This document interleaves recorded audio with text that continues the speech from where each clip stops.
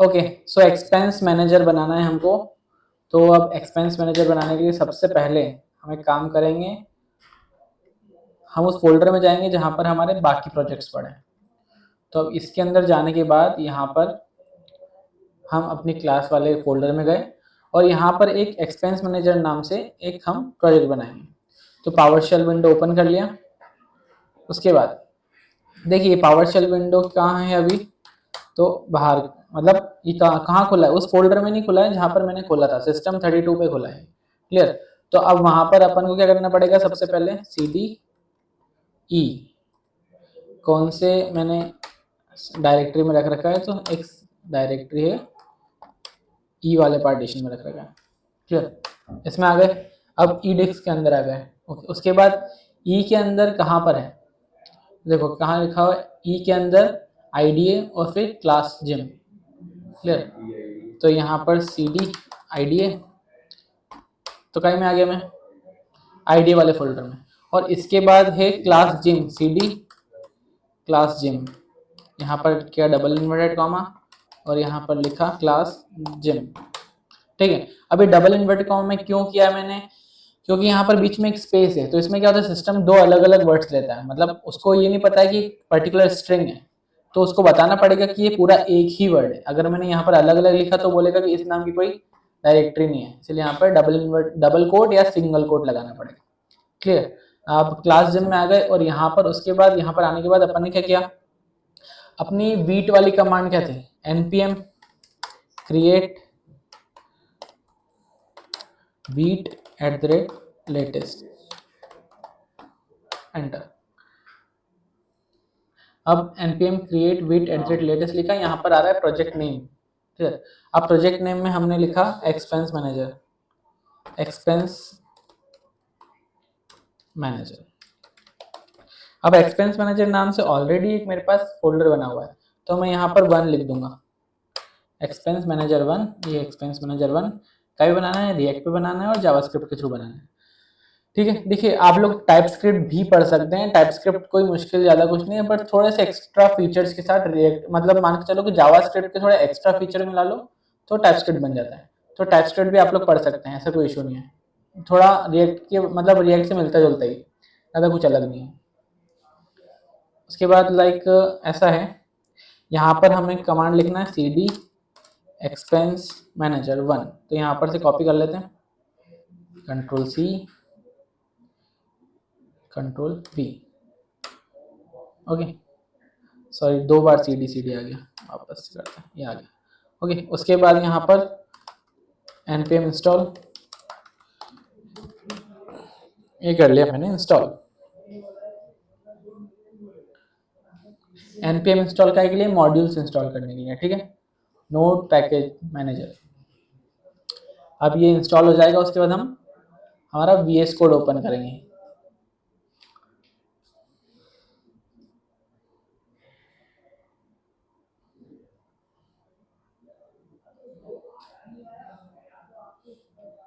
Okay, ये हो गया है इंस्टॉल।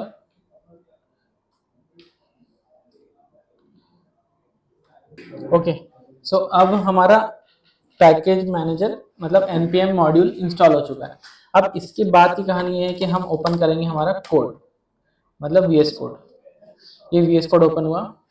अब उसके बाद जो हम करते आए हैं, हमेशा सोर्स में जाना है, उसके बाद यहाँ पर से यस कर देंगे इसको, app.css को खाली करना है, इसको खाली किया, app.jsx को खाली करना है, इंडेक्स और CSS को खाली करना है। ये 3 काम करना है। app.jsx में जाना है, यहाँ पर लिखना है RFCE, उसके बाद इसको हटाया, यहाँ पर लगाए, इसको बोलते हैं रिएक्ट फ्रेगमेंट, ब्लैंक डिवीजन है ना, यहाँ पर डिव भी नहीं है, मतलब एक डिवीजन भी नहीं है, ये है रिएक्ट फ्रेगमेंट। क्लियर। अब उसके बाद यहाँ पर गए और यहाँ पर अपन ने एक फोल्डर बनाया कंपोनेंट्स नाम से। ठीक है, ये कंपोनेंट्स नाम से फोल्डर बनाया और यहाँ पर मैंने एक नई फाइल बनाई। सबसे पहले अपन क्या बनाएंगे, neobar.jsx, ये बना दिया मैंने, और यहाँ पर फिर से RFC। उसके बाद यहाँ पर से हम जाते हैं गूगल पे, तो देखो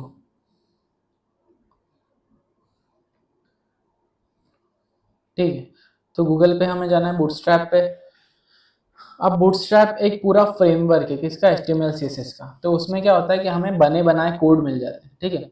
तो उसको कनेक्ट करने का सबसे आसान तरीका है कि आप अपने index.html में ये पर्टिकुलर लिंक कनेक्ट कर दें।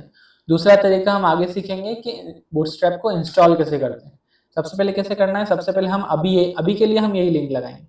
यहाँ से कॉपी की, यहाँ पर गए, यहाँ पर देखो index.html ये रहा। अब आपकी जो CSS की लिंक है वो यहाँ पर पेस्ट हुई, जो मैंने कॉपी की थी। उसके बाद एक और लिंक वहाँ पर है, उसके नीचे वाली है, ऊपर CSS की है, नीचे JS की है। देखो यहाँ पर लिखा है JS, ठीक है। इसको कॉपी किया, यहाँ पर गए और उसके बाद जावास्क्रिप्ट के ये कनेक्ट कर दिया। फॉर्मेट डॉक्यूमेंट, ठीक है, उससे थोड़ा सा अच्छा दिखने लग जाता है आपका डॉक्यूमेंट। उसके बाद ये कनेक्ट हो चुका है, हम न्यू बार में वापस जाएंगे। उसके बाद हम जाएंगे हमारे डॉक्यूमेंटेशन पे, और यहाँ पर लिखा मैंने न्यू बार। ये न्यू बार का पूरा डॉक्यूमेंटेशन ओपन हो गया। अब यूज़ करने से पहले हमेशा इसको पढ़ लेना, ठीक है। लाइक इससे क्या होगा कि आप जो जो कंपोनेंट्स यूज़ कर रहे हो वो आपको समझ में आ जाएंगे, इसको कैसे यूज़ करना है, क्या चेंज करने से क्या चेंज होगा, क्या लगाने से क्या प्रॉपर्टी आ जाएगी। अब बूटस्ट्रैप का हिसाब इतना सा है कि जैसे ये जो क्लास नेम दिख रहा है ना आपको यहाँ पे, ये क्लास नेम से ही पूरा का पूरा प्रॉपर्टीज आती है। हर क्लास नेम से अपनी अपनी प्रॉपर्टी उसके अंदर इनहेरिट हो जाती है। जैसे आप जब खुद की CSS लिखते हो तो क्लास नेम लिखते हो, फिर प्रॉपर्टीज लिखते हो, ठीक है। तो बूटस्ट्रैप ने क्या कर रखा है कि ऑलरेडी CSS लिखी हुई है कहीं ना कहीं, हम क्या कर रहे हैं सिर्फ उस CSS को यूज कर रहे हैं हमारे इसमें लिंक करके। अब जैसे ही मैं यहाँ पर न्यू बार की क्लास लिखता हूँ तो न्यू बार की जो प्रॉपर्टीज है वो इनहेरिट हो जाती है मेरे कोड के अंदर, ठीक है। अगर मैंने यहाँ पर लिखा कंटेनर फ्लूइड, तो कंटेनर फ्लूइड की जो प्रॉपर्टीज है वो मेरे इसमें इनहेरिट हो जाती है, ठीक है। यहाँ पर मैंने लिखा MB0, तो MB0 यूं तो एक प्रॉपर्टी है, बट यहाँ पर क्या है, एक क्लास के फॉर्म में, ठीक है। MB0 मतलब margin bottom zero, clear. H1 tag था, पर H1 को इन्होंने क्या कर दिया, क्लास बना दी कि जिस भी कंपोनेंट को मैं H1 दूंगा वो अपने आप को H1 जैसा ही ट्रीट करेगा, क्लियर। अगर मैंने H1 लिखा है तो बोल्ड हो जाएगी, H1 जैसी उसकी साइज हो जाएगी, फॉन्ट साइज वगैरह सब कुछ H1 जैसा हो जाएगा। तो ये है बूटस्ट्रैप का यूज। तो यहाँ पर से अपन ने ये वाला न्यू बार कॉपी किया, फिर गए और यहाँ पर हमने उसको पेस्ट कर दिया। पूरा का पूरा ये हटाते हैं,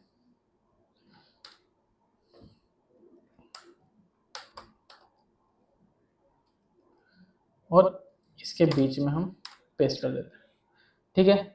ये न्यू बार यहाँ पर हो गया पेस्ट। अब इसको app.jsx के अंदर हम लिंक कर देते हैं। यहाँ पर गए और यहाँ पर लिख दिया न्यू बार, तो फर्स्ट कंपोनेंट लग गया, न्यू बार बनाया और app.jsx के अंदर लगा दिया। तो अगर हम इसको स्टार्ट करते हैं यहाँ से,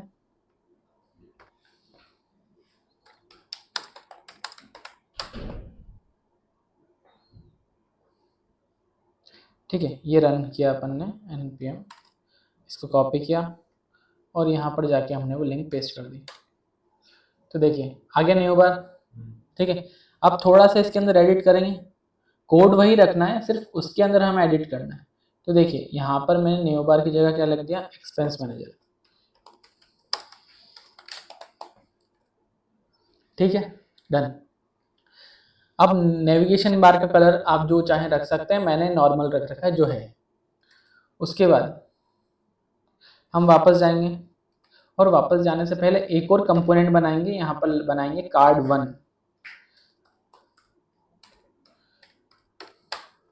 ठीक है, card1। और card1 के बाद यहाँ पर वापस जाएंगे और यहाँ पर लिखेंगे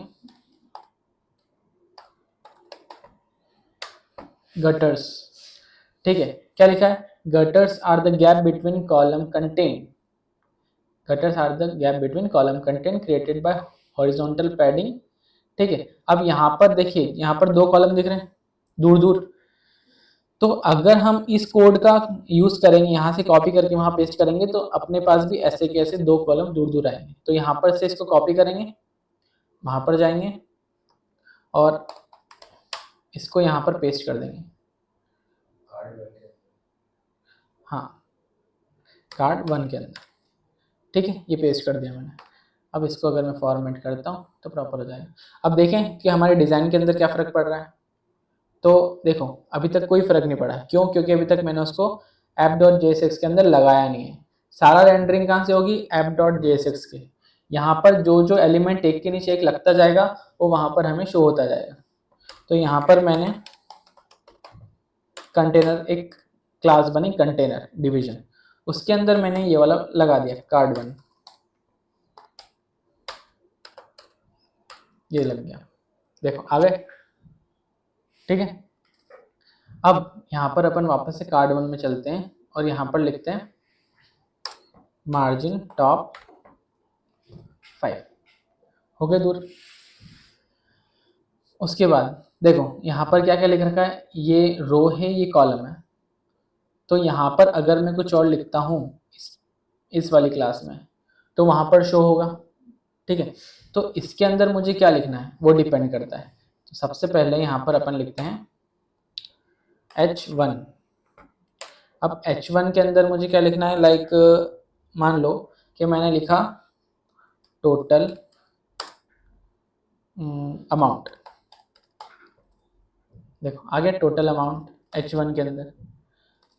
अगर मैं चाहूँ तो इसके क्लास बना सकता हूँ, यहाँ पर क्लास नेम। अब क्लास नेम में मैंने क्या दिया कि अगर मान लो कि यहाँ पे आपने h1 ना दिया और आपने क्या दिया, एक पैराग्राफ दिया, पैराग्राफ टैग। तो अभी यहाँ पर क्या दिख रहा है, नॉर्मली दिख रहा है पैराग्राफ जैसा। अब मैंने क्लास 1 के अंदर यहाँ पर लिख दिया h1। तो देखो अपने आप में h1 बन रहा है, वो भले ही मैंने पैराग्राफ टैग दिया है बट अभी क्या है, वो h1 हेडिंग है। क्लियर।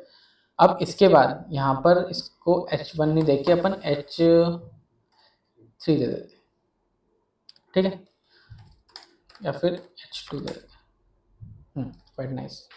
अब जैसे कि होता क्या है ना कि फॉन्ट वेट होते हैं, अपन CSS में क्या फॉन्ट वेट बढ़ा देते हैं, तो यहाँ पर भी एक फॉन्ट वेट बढ़ाने की प्रॉपर्टी है। तो सबसे पहले यहाँ पर जाना पड़ेगा, यहाँ पर लिखना वेट। तो फॉन्ट वेट का आपके पास प्रॉपर्टीज का दिख जाएगा। क्या लिखा हुआ है यहाँ पे, बोल्ड टेक्स्ट। अगर आपको बोल्ड चाहिए टेक्स्ट तो कौन सी क्लास लगानी पड़ेगी, देखो यहाँ पर क्या लिखिए।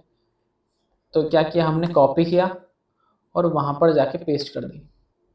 अब ये प्रॉपर्टी इनहेरिट हो गई इसके अंदर, देखो हो गए बोल्ड। क्लियर। अब टोटल अमाउंट के बाद ये किया कॉलम। क्लियर।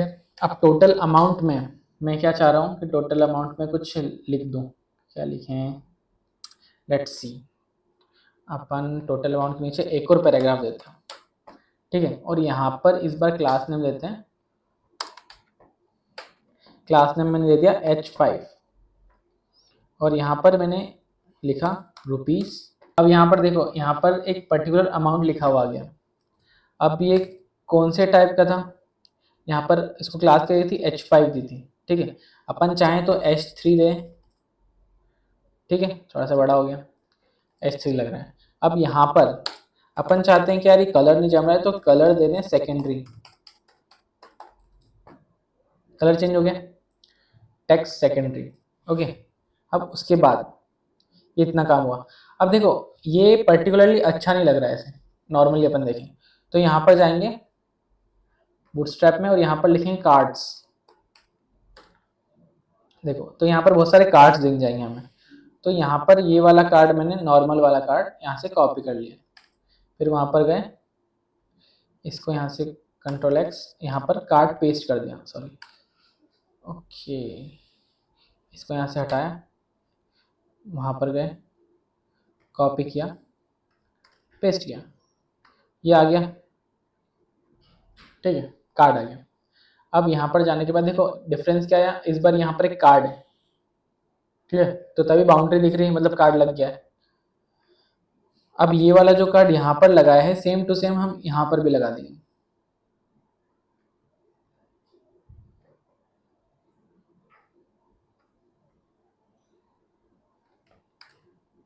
ठीक है, डन। अब इतना काम हुआ तो देखो अब 2 कॉलम बन गए, क्लियर। अब यहाँ पर जो हमने पिछली बार किया था अब इसमें करेंगे। वापस से मैंने क्या लिया, एक पैराग्राफ, पैराग्राफ लिया, डॉट लगा के उसकी मैंने क्लास की दे दी h3 दे दी, ठीक है, एंटर किया। अब यहाँ पर मुझे उसका टेक्स्ट क्या चाहिए था, टेक्स्ट सेकेंडरी, ठीक है, और यहाँ पर मैंने लिख दिया टोटल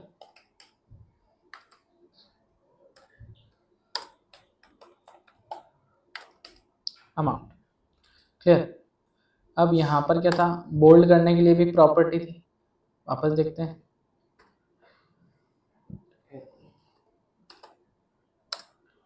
वेट, या फिर सीधे सीधे लिख दो वेट, फॉन्ट वेट। यहाँ पर क्या आया, FW बोल्ड, कंट्रोल C, यहाँ पर गए, यहाँ पर पेस्ट कर दिया, देखो दिख रहा है चेंज। अब वापस से ऐसा का ऐसा एक और पैराग्राफ यहाँ पर नीचे कॉपी करते हैं, और इस बार उसका कलर क्या कर देते हैं अपन, सक्सेस, देखो ग्रीन कलर हो गया। अब यहाँ पर एक पर्टिकुलर नंबर लिखना है मुझे, मैंने क्या किया, रुपीस,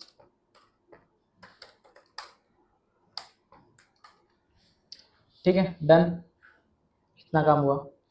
अब ये H3 की जगह मैं यहाँ पर H4 कर देता हूँ, या फिर इसको अपन थोड़ा अच्छा कर देते हैं, H1 और यहाँ पर H3, ओके डन।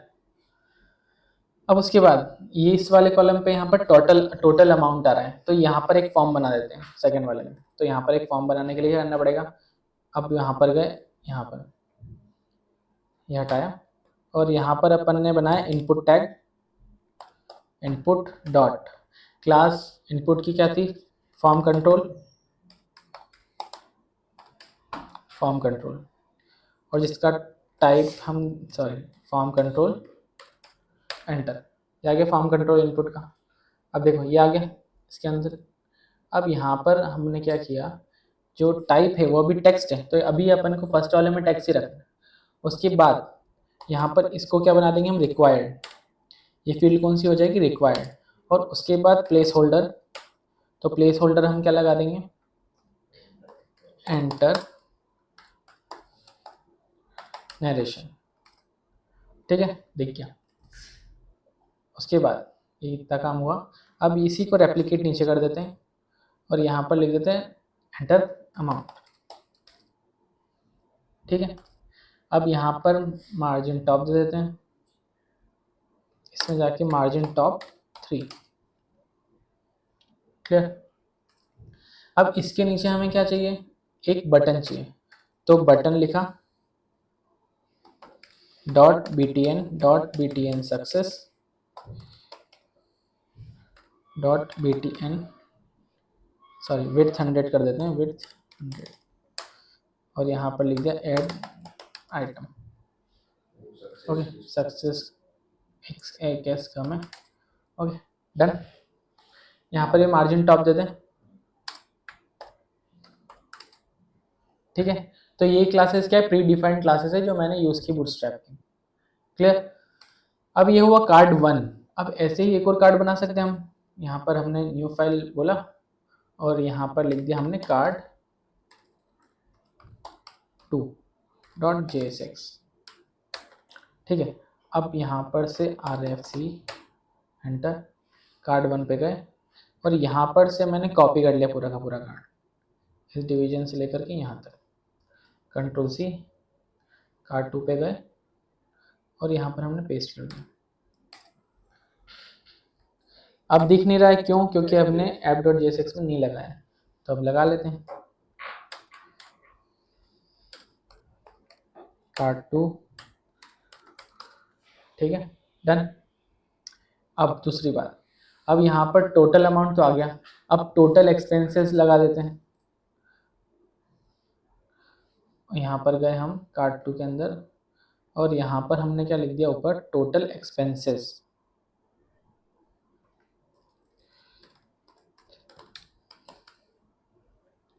यहाँ पर जो सेकेंडरी था वो अब भी हमने सेकेंडरी ही रहने दिया है, और ये जो था सक्सेस, इसकी जगह हमने क्या कर दिया, डेंजर,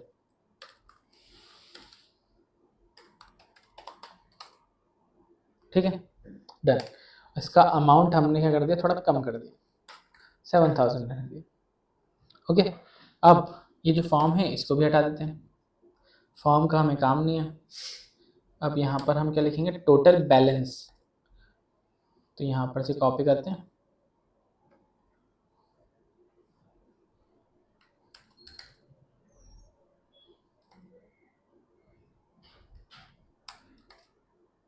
ठीक, टोटल एक्सपेंसेस वाला आ रहा है, और यहाँ पर हम क्या कर देंगे, टोटल बैलेंस।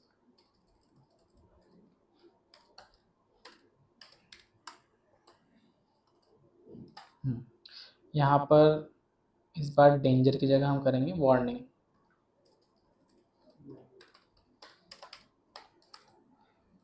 ठीक है, ये लो हो जाएगा। यहाँ पर एक पर्टिकुलर अमाउंट हमने दे दिया, कुछ भी दे दिया, कोई, हाँ अभी हम कैलकुलेशन तो कर नहीं रहे, ठीक है, जब करेंगे जब देखेंगे। या फिर ऐसा कर सकते हैं ना हम, कि यहाँ पर हम 5000 कर देते हैं, और 75 में से 5 गए तो यहाँ पर 70 कर देते हैं। क्लियर, ऐसा कुछ, ठीक है। तो अभी जो आपको यूआई दिख रहा है सामने, इसकी फंक्शनलिटी ऐसी होगी, अभी हमें यूएल बनाना है एक, तो एक और फाइल बनाई, न्यू फाइल, यहाँ पर हमने बनाया लिस्ट ग्रुप डॉट JSX, ठीक है, एंटर। अब वो यहाँ पर RFC, अब यहाँ पर हम बनाएंगे यूएल। अब यूएल टैग का जो क्लास नेम रहेगा वो रहेगा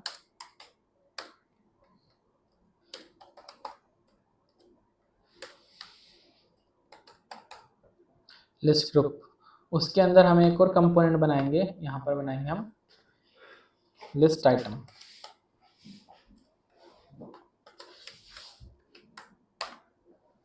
अब लिस्ट आइटम के अंदर हमने लिख दिया li की क्लास क्या होगी, list group item. Okay, enter. तो लिस्ट ग्रुप आइटम आ गया। अब यहाँ पर मैंने लिख दिया हेलो, ठीक है, ये हो गया। अब ये लिस्ट ग्रुप के अंदर हम लगा देते हैं li को, क्या नाम था, लिस्ट ग्रुप लिस्ट आइटम, ये हुआ। अब इस लिस्ट ग्रुप वाले कंपोनेंट को हम लगा देते हैं हम app.jsx के अंदर, इसके नीचे,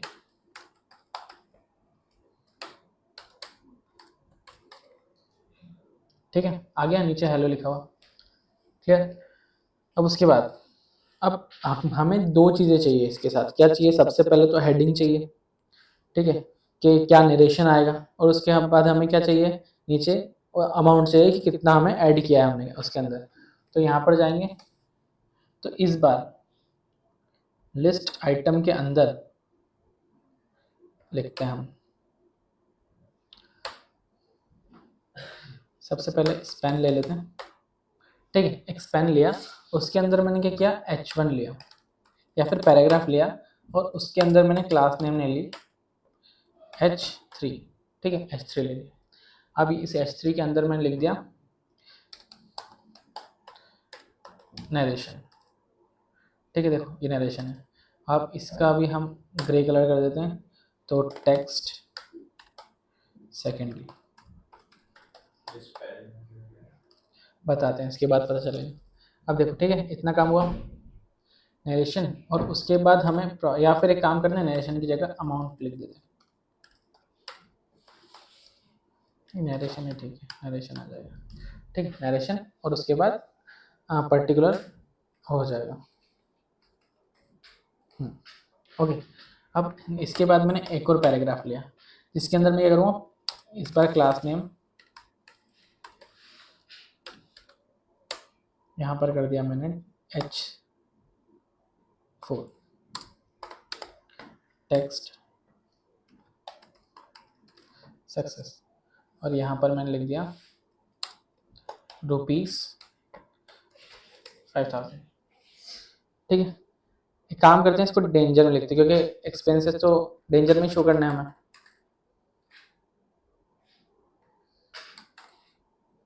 ओके, आ गया, ठीक है।